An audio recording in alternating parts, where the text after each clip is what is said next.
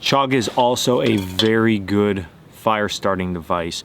If you hit a dry piece with something like a ferrocerium rod, it's going to hold an ember really well. But let's take that one step further and look at how we actually ignite this with flint and steel.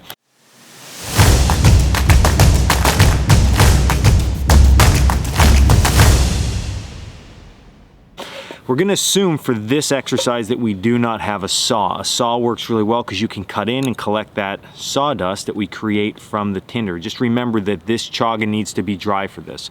So the stuff that we collected today, you would need to put that in your shelter next to your fire and dry it out really good before you can do this.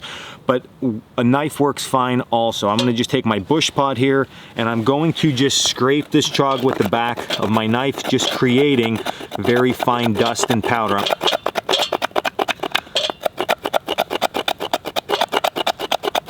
Now that my scrapings of chaga are collected, I would want to identify how we're going to actually take that pile and place it into the bird's nest once we have an ember formed. You can do that by just putting it on a stump and scooping it up with your knife, or maybe getting a piece of bark or a leaf, something to transfer that ember. So I'm just thinking one step ahead. For our purposes though, all that we're going to do is I'm going to pour this off into my hand, and then we're going to take this dust and we're going to put it on top of the bush pot, just like that. Now I'm going to grab my flint and steel kit and show you how we can ignite this with our flint and steel. So we have our very fine powder here. You got to just be careful, especially in the conditions I'm in right now. We don't want this to blow away with any type of wind. You might lose a little bit of powder, but just be careful. You feel a little bit of a gust coming on, block it with your hand. It's that easy. For this technique, place your striker down solid and strike downward with your piece of flint or chert. Now this might take a couple hits.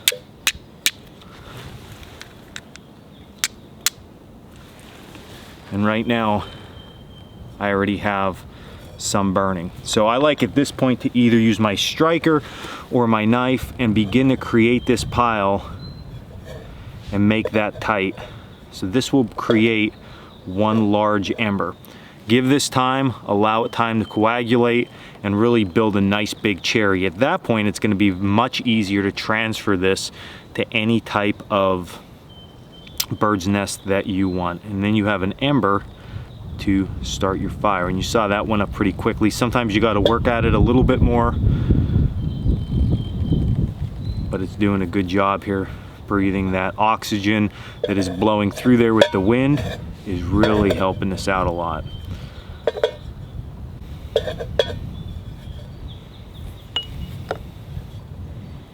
Turn this so you guys can see how much that's growing as it sits here.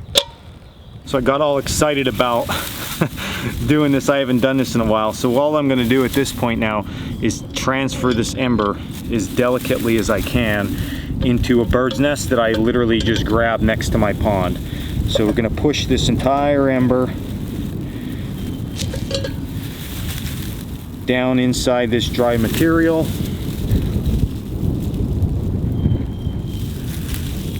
And now we can just start to add oxygen.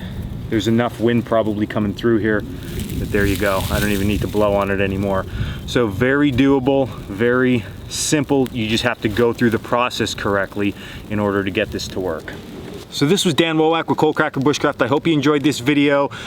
There's so much out here in our environment that can aid us in not only surviving, but being more comfortable and just having fun with it. So always expand your horizons, think about what's going on, learn more, learn something new, and you will become a better outdoorsman and a better bushcrafter, I guarantee it.